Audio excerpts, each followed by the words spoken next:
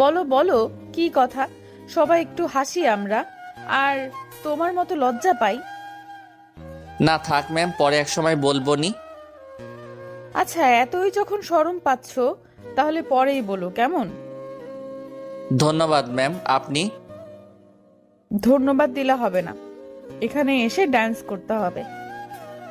কি বলেন ম্যাডাম, আমি ডান্স করব? হ্যাঁ অবশ্যই। তোমাদের পিকনিক, আমরা নাচ করব নাকি? না করলে হয় না ম্যাম। বলেছি যখন, তখন করতেই হবে। মাহিন স্টেজে নাচতে লাগলো, তখনই একটা মেয়ের দিকে নজর পড়ল। স্যার ম্যাডামদের মাঝেই বসেছিল মেয়েটা। মেয়েটাকে দেখে সমবয়সী মনে হচ্ছিল। কাজল কালো নয়নগুলো মাহিনকে ঘায়েল করছিল, আর ও মুগ্ধ নয়নে চেয়েছিল মেয়েটার দিকে। নীল শাড়ি পরেছে, সেই সাথে কালো কাজল আর নীল চুড়ি, যেন বসন্ত এসে গেছে। মাহিন মেয়েটাকে ইশারা করে নাচছিল। মাহিনের কাণ্ড দেখে সবাই তাকিয়ে দেখছিল যে কার দিকে ইশারা করছে, কারণ মাহিন এসব করে না কোনো দিন। মেয়েটা কিছুটা অবাক হলেও হাসতে লাগলো, আর মাহিন স্টেজ থেকে নেমে মেয়েটির দিকে এগিয়ে গেল এবং মেয়েটির হাত ধরে একটা টান দিল। মেয়েটি বসা থেকে উঠে দাঁড়ালো এবং সোজা বুকে এসে পড়ল। মেয়েটির কোমরে হাত দিয়ে টান দিল মাহিন, এবং আরো যেন হার্টবিট শোনা যাচ্ছিল। মাহিন, এগুলো কি করছো কি মাহিন? ম্যাডামের কোনো কথা মাহিনের কানে যাচ্ছে না। প্লিজ এসব বলো না, ও তোমাদের ম্যাডাম হয়। মেয়েটা মাহিনের দিকে কেমন করে যেন তাকাচ্ছিল, আর ওর ঠোঁটগুলো কাঁপছিল।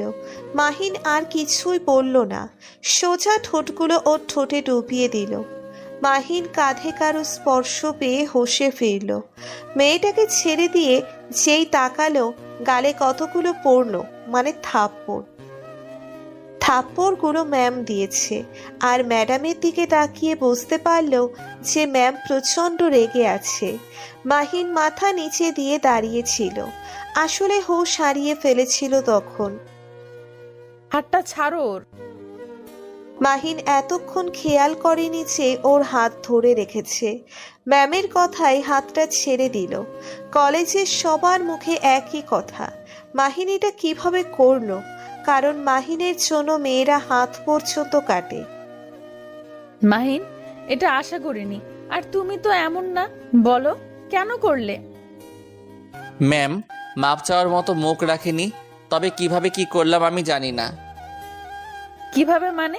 তুমি নিজে এসে করেছো কাজটা, তাও তোমার ম্যামের সাথে। ম্যাম মানে উনি আমাদের ম্যাম? হ্যাঁ ম্যাম। আর মাহিন, তোমাকে এই মুহূর্তে এই কলেজ থেকে এক্সপেল করা হলো। আচ্ছা ম্যাম। তবুও পাত্তা পায় না। মাহিন বেরিয়ে যাচ্ছে পিকনিক স্পট থেকে, কাঁধে ব্যাগ নিয়ে। সেই সাথে ওর বন্ধুরাও। ম্যাম হয়তো চায়নি এই কাজটা করতে। সেই সাথে ওর বন্ধুরাও। ম্যাম হয়তো চায়নি এই কাজটা করতে, কিন্তু পরিস্থিতি বাধ্য করেছে।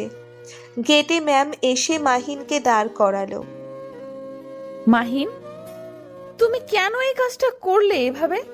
তুমি যদি আমার মেয়েকে পছন্দই করতে, তাহলে আমাকে পার্সোনালি বলতে পারতে, আমি নিজ হাতে তোমাদের বিয়ে দিতাম। কেন করলে মাহিন? কেন নিজের জীবনটা নষ্ট করলে? মাহিন মাথা নিচু করে চলে এলো। বাড়িতে ফেরার পরে গেট দিয়ে ঢোকার পরেই মাহিনের আম্মু থাপ্পড় বসালো কয়েকটা। ও অবাক হয়ে আম্মুর পানে চেয়ে রইল। আম্মু, কি হলো, হঠাৎ আমাকে মারলে যে? বেয়াদব, মান সম্মান তো রাখলি না। আমি কোনোদিন এই জিনিস তোর থেকে আশা করিনি। তাহলে খবর পৌঁছে গেছে? পৌঁছাবে না। কলেজের প্রিন্সিপাল তোর আব্বুকে ফোন দিয়েছিল, রেগে আছে হয়তো, বাড়ি থেকেই বের করে দিবে। আম্মু, আমার বিশেষ কিছু বলার নেই, কারণ দোষটা আমারই, আর এজন্য আমার উপযুক্ত শাস্তি পাওয়া উচিত। কি রে, কখন আসলি মাহিন? এই তো মাত্র আসলাম আব্বু। তো কি কাজ হাসিল করে এসেছিস? আব্বু, আমি কি করতে কি করেছি আমি জানি না, সবটা হঠাৎ করে হয়ে গেল আমার অজান্তেই। মেয়েটাকে পছন্দ তোর না আবেগের বশে করেছিস? আব্বু, তোমার ছেলে আবেগে আত্মহারা না সেটা জানো?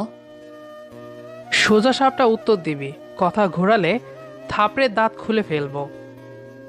হ্যাঁ আব্বু, প্রথম দেখে পছন্দ করে ফেলেছি। আচ্ছা, কাল থেকে কলেজে যাবি, আমি দেখছি কি করা যায়। আর মনে কোনো অপরাধবোধ রাখবি না। কি হলো কি আবার তোমার? ছেলেটাকে এভাবে ছেড়ে দিলে কেন? তুমি বুঝবে না, এগুলো ছেলেদের ব্যাপার স্যাপার। মাহিন ওর আব্বুর ব্যবহারে একেবারে অবাক হয়ে গেছে, কারণ আব্বু প্রচণ্ড জেদি আর আব্বুই ওকে সবচেয়ে বেশি শাসন করে থাকে। কিন্তু সেই আব্বুই আজকে ওর মন বুঝতে পারল না, একেই হয়তো বলে বাবা। কিন্তু ওর আব্বু কেন বলল যে কাল থেকে কলেজে যেতে? উনি জানেন না মনে হয় যে মাহিনকে টিসি দেওয়া হয়েছে। আব্বু, একটা কথা ছিল, আমাকে তো কলেজে থেকে এক্সপেল করা হয়েছে। জানি, কিন্তু ভুলে যাস না তোর দাদা ওই কলেজের প্রতিষ্ঠাতা। আর আমার ছেলেকে সামান্য একটা ব্যাপারের জন্য কলেজ থেকে বের করে দিতে হবে? কার এত সাহস?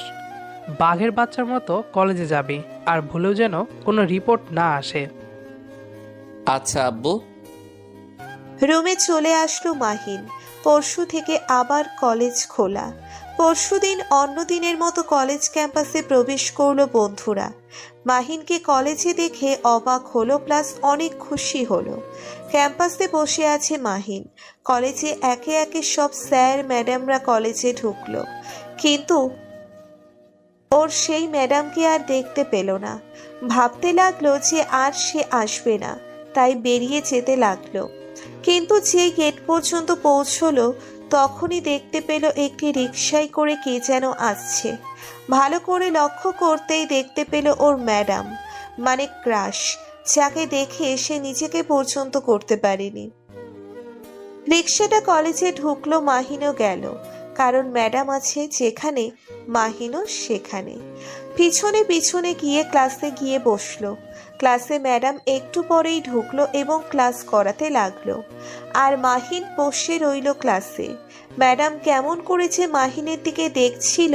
ও প্রথমে ব্যাপারটা লক্ষ্য না করলেও পরে লক্ষ্য করলো। ম্যাডাম এত কিউট যে মাহিন নিজেকে কোনো রকমের সামলে বই দিয়ে মুখ ঢেকে বসে রইল। ক্লাস টপার মাহিন, তাই বিভিন্ন প্রসঙ্গে ম্যাডাম মানে জুই মাহিনের দিকে তাকাচ্ছিল, যেটা ওর ভালো লেগেও লাগছিল না, কারণ ও ক্লাসে আছে আর এখানে একটা দুর্ঘটনা সারা জীবনের কান্না। আই ছেলে, তুমি দাঁড়াও। জি ম্যাম, বলুন। তোমাকে কখন থেকে দেখছি অমনোযোগী। মনোযোগ কোথায় থাকে? মনোযোগ তো ক্লাসেই থাকে ম্যাডাম। ক্লাসে থাকো তো আমি দেখি না কেন? দেখবেন কিভাবে, কানা হয়ে গেছেন। কি? আমি কানা হয়ে গেছি? হ্যাঁ ম্যাম, কানা যাকে বলে অন্ধ, যার সংজ্ঞা হলো যারা চোখে দেখে না তাদেরকে অন্ধ বলা হয়, মানে কানা। আমার এই কথার সাথে ক্লাসের সবাই হাততালি দিতে লাগলো। সাইলেন্স! এই ছেলে, তোমার সাহস কি করে হয় আমাকে কানা বলার? তাহলে আর কি বলবো ম্যাডাম, আমি এতক্ষণ ধরে আপনার দিকে না চাইতেও তাকিয়ে আছি, আর আপনি বলেন কি না আমার মনোযোগ নাই। ম্যাডাম, এত মনোযোগী হলে বাসায় বউ তো না খেয়ে থাকবে। এবারও ক্লাসের সবাই হাসতে লাগলো। জুই এবার নিজের জালে নিজেই ফেসে গেছে, তাই আর কিছু বলল না। মাহিন ক্লাস শেষ করে বাসায় ঢুকতেই আপু ঠাস ঠাস করে কয়েকটা থাপ্পড় দিল, কিছুই বুঝতে পারল না। আব্বু, কি হলো, তুমি হঠাৎ আমায় মারলে যে? তোকে আমি বলেছিলাম কলেজে গিয়ে ভালো হয়ে থাকবি, কোনো কিছু না করতে। যদি কিছু লাগে তাহলে আমাকে বলবি। আর তুই কি না আজকে ক্লাসে সবার সামনে জুইকে প্রপোজ করেছিস? একথা শুনে স্টার জলসার বাংলা সিনেমার মতো মাহিনের আকাশে বিদ্যুৎ চমকাতে লাগলো, আর চোখে অটোমেটিক জল চলে আসলো। যেই আব্বুর মান সম্মান রাখার জন্য ম্যাডামের দিকে ঠিকমতো তাকালো না, আর সেই ম্যাডাম কিনা ওর নামে এগুলো বানিয়ে বলেছে। তোর আর কলেজে যাওয়া লাগবে না, তোর জন্য মেয়ে দেখে তোকে বিয়ে দিয়ে দিব। আব্বু, আমার পরীক্ষাটা? পরীক্ষার সময় গিয়ে খালি পরীক্ষাটা দিয়ে আসবি। আচ্ছা আব্বু। এই বলে মাহিন বুক ভরা বেদনা নিয়ে রুমে চলে আসলো। আর ম্যাডামের কথা ভাবতে লাগলো। রুমে এসে বাড়ির কাছের লোককে দিয়ে এক প্যাকেট সিগারেট আনালো। সিগারেট টানতে টানতে ঘুমিয়ে গেল। সকালে আজকে আর কলেজে যাবে না, কারণ কলেজে গেলে আব্বু বকবে। আব্বুর বকা খেতে চায় না, তাই কলেজে না গিয়ে বন্ধুদের সাথে আড্ডায় গেল। আড্ডা দিতে গিয়ে রাত হয়ে গেল। এভাবেই চলছিল মাহিনের জীবন। একদিন পার্টি করে একটু মদ খেয়ে মাতলামি করতে করতে বাড়িতে ফিরছিল। তখনই দেখলো একটা মেয়েকে কয়েকজন বিরক্ত করছে। মাহিন এগিয়ে গিয়ে তাদের সাথে হাতাহাতি করতে লাগলো। এক পর্যায়ে ছেলেগুলো চলে গেল। মাহিনের ডান হাতটা সামান্য কেটে গেছে, আর মেয়েটা সাইডে বসে কান্না করছিল। মেয়েটাকে বসা থেকে দাঁড় করাতেই যা দেখতে পেল তা দেখে ওর আকাশ কালো হয়ে বাংলা সিনেমার মতো বিদ্যুৎ চমকাতে লাগলো। কারণ এটি কলেজের যেই কম বয়সী ম্যাম। মাহিনের জেদে হাত পা গরম হয়ে যাচ্ছিল। হাতে মদের বোতল ছিল, যেটা হাতের ভেতরে ভেঙে গেল, আর কাছের টুকরো হাতে বিঁধে রক্ত ঝরতে লাগলো। জুই মাহিনের রক্তাক্ত হাত দেখে ধরতে গেলে মাহিন বাইক নিয়ে চলে আসলো। পরের দিন পরীক্ষা, তাই যথারীতি কলেজে গেল। কারোর সাথে কোনো কথা বলল না, খাতা নিয়ে লিখতে লাগলো। হলে গার্ড দিতেই ম্যাডাম সহ আরেক স্যার আসলো। খাতা আর প্রশ্ন দেওয়া হলো।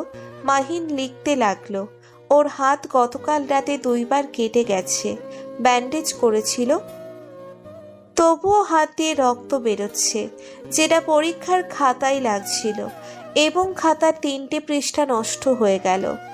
জুই এটা দূর থেকে লক্ষ্য করলো এবং মাহিনের পাশে এসে বলল যে, দাও আমি লিখে দিচ্ছি, তুমি বলো আমি লিখে দিচ্ছি। না, আমার জন্য আপনাকে কষ্ট করতে হবে না। আমার হাত কেটেছে, সেরে যাবে। কিন্তু থাক, আপনি চান আমি বাঁ হাতে লিখতে পারি বলে বাঁ হাত দিয়ে লিখতে লাগলাম। হলের সকল ছাত্ররা মাহিনের দিকে এলিয়েনের মতো দেখছে, কারণ একটা মানুষের এত গুণ কিভাবে থাকে। একাধারে গায়ক, ডান্সার, টপার। মাহিন এভাবে সবগুলো পরীক্ষা দিল। রেজাল্টের দিন একটু চিন্তিত ছিল, কারণ বাহাতে লিখেছিল। রেজাল্ট দেওয়া হলো সবার। মাহিনের রেজাল্ট পেয়ে ওর গেছেন আব্বুর একটু পরে ফিরে আসলেন, সাথে অনেক মিষ্টি। মাহিন বুঝলো না ব্যাপারটা। ওর আব্বু এসে জড়িয়ে ধরলো মাহিনকে। বাবা, আমি তোকে কলেজে যেতে দেইনি, তাও তুই এত ভালো রেজাল্ট করে সারা দেশে তোর নাম করেছিস বাবা। খবরে দেখাচ্ছে তোকে। এত ভালো হয়েছে? আমার রেজাল্ট কি বাবা? তুই আমাদের বোর্ডের ভিতরে প্রথম হয়েছিস, আর তোর রেজাল্ট সরাসরি শিক্ষামন্ত্রী তোর হাতে তুলে দেবেন। কাঁদিস না বাবা, তোর খুশির দিন আজকে। কলেজের প্রধান সংবর্ধনা জানাতে আসলেন মাহিনকে, এবং সারা কলেজে ব্যাপী সাফল্য উপলক্ষে অনুষ্ঠানের আয়োজন করা হলো। কলেজের অনুষ্ঠানে জুই মাহিনের দিকে বারবার তাকাচ্ছিল, আর কিছু বলতে চাইছিল, কিন্তু পাত্তা দিচ্ছিল না। ওর চোখে অনুতাপ দেখে মাহিন খানিকটাও বিচলিত হলো। শিক্ষামন্ত্রী এসে মাহিনকে সংবর্ধনা দিয়ে গেলেন। উনি চলে গেলে মাহিনের আব্বু আর জুয়ের আম্মু স্টেজে এসে কথা বলতে লাগলেন। আসসালামু আলাইকুম, সবাইকে শুভ সন্ধ্যা। আজকে একটা বিষয়ে কথা বলার জন্য আমি স্টেজে এসেছি। সেটা হলো মাহিন আর জুয়ের ব্যাপার নিয়ে। মাহিন আর জুই দুজনেই অবাক হলো। ওদের নাম শুনে দুজনে দুজনের দিকে তাকালো। হ্যাঁ, ওদের বিষয়ে বলতে এসেছি। ওই দিনের সেই ঘটনার সাক্ষী অনেকেই, আর সেটার সংশোধন করতেই আমাদের এখানে আসা। আমি মাহিনের আব্বুকে বলেছিলাম যে আপনার ছেলে কলেজ টপার হলেও বিগড়ে যাচ্ছে, আর কলেজ টপার হয়ে লাভ নেই, হলে দেশসেরা হতে হবে। তাই উনি বলেছিলেন আমার ছেলে দেশসেরাই হবে, আর আপনি নিজে তখন আপনার মেয়েকে আমার ছেলের হাতে তুলে দিবেন। হ্যাঁ, আমি হেরে গেছি, আর আমি খুশি যে আমি হেরে গেছি, কারণ এই হারেই আমার জিত। বাবা মাহিন একটু স্টেজে আসবে। মাহিন স্টেজে গেল। ও যাওয়ার পর উনি জুঁইকে ডাকলেন। রোদ, তোমার সাব্বিরকে বিয়ে করতে কোনো আপত্তি আছে? ম্যাডাম এটা কিভাবে হয়? উনি আমার ম্যাডাম আর শত হলেও সিনিয়র বলে কথা। ওর আব্বু একথা শুনে স্টেজেই ওর কান টেনে ধরলেন। হতচ্ছাড়া, যখন ম্যাডামকে কিস করতে গিয়েছিলে তখন মনে ছিল না সিনিয়র, এখন ভাব মারাস? ওর আব্বুর কথা শুনে সবাই হাসতে লাগলো আর মাহিন লজ্জায় লাল হয়ে গেল। বর্তমানে বাসর রাতে মাহিন জুঁইকে জড়িয়ে ধরে খাটের কোনায় নিয়ে কিস করতে লাগলো। জুঁই পাগলের মতো শব্দ করছিল। আপনার শরীর এত গরম কেন? জানি না, মনে হয় জ্বর আসতেছে। আজকে আপনার জ্বর আর আমি আনবো আপনার ঠোঁট থেকে শুরু করি।